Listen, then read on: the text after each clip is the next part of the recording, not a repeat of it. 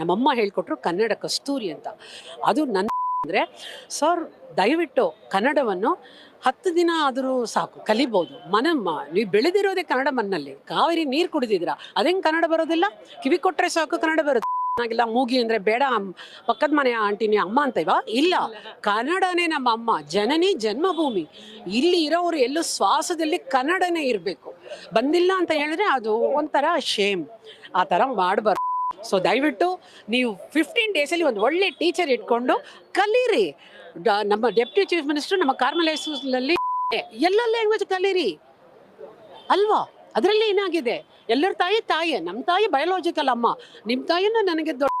So ಕನ್ನಡವನ್ನು ನೀವು promote ಮಾಡಬೇಕು ಪ್ರಾಕ್ಟಿಕಲಿ.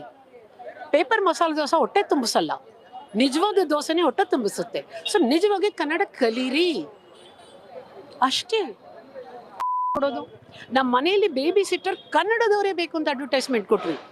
ಇದೇ ಮೈಯಾಸಲ್ಲಿ ಇಂಟರ್ವ್ಯೂ ತಗೊಂಡಿದ್ವಿ. ಕನ್ನಡ ಯಾರು ಬರುತ್ತೋ ಅವರೇ ನಮ್ಮ ಮನೆಗೆ ಬರಬೇಕು, ಯಾಕಂದ್ರೆ ಮಗುಗೆ ಕನ್ನಡದಲ್ಲಿ ಮಾತಾಡಬೇಕು ಅಂತ.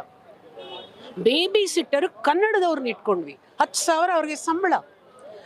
We wanted